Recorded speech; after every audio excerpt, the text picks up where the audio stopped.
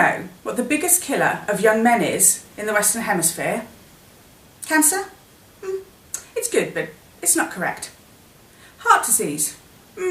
Thank you for playing. It is, in fact, suicide. And when you think, why are young men killing themselves? Like, why would you take your own life? Because life is amazing. Why would you be taking your own life? And yet, the reason why is because men are not given an outlet to express their emotions. Man up. Don't be such a pussy. You're acting like a girl. Stop crying. All of those things that we're told and we tell young men. And yet there's another thing that seems to happen with young men as well. And I'm afraid I've been guilty of it. It's man bashing. No, don't worry, I didn't get out a baseball bat and start bashing a man. But it's the way I have in my past spoken about men. And I inherited it. I got it from the female members of my family going right the way back to my grandmother's generation. I guess you've heard this before, yeah? All men are useless. They're all the same. All men are only after one thing. It's not true.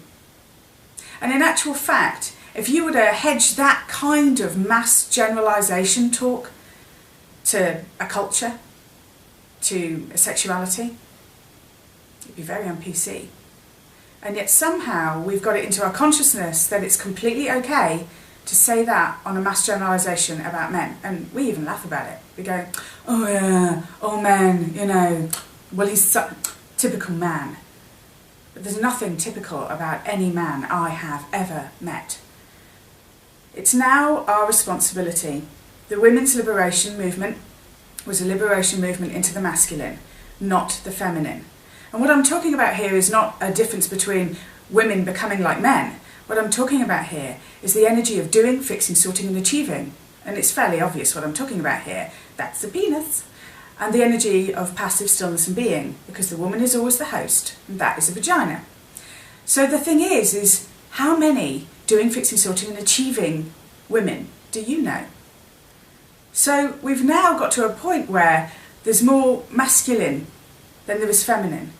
And in actual fact, a lot of the men are now starting to be able to equalise that balance.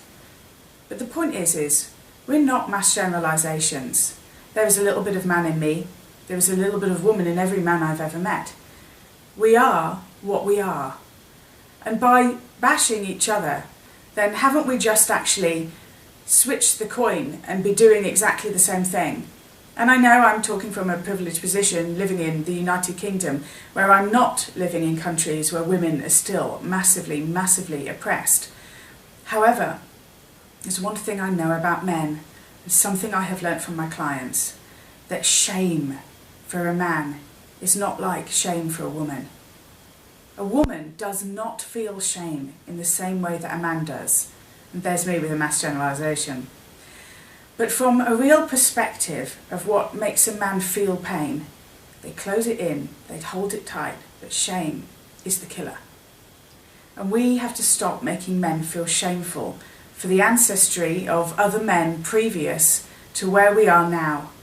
We need to love them and give them the opportunity to grow and change and be who they are authentically and in freedom. Freedom of their emotions, freedom of how they love, freedom of how they hate. Freedom. The same kind of freedom that women are fighting for. Stop oppressing men. Stop men bashing. Men are brilliant. And so are women.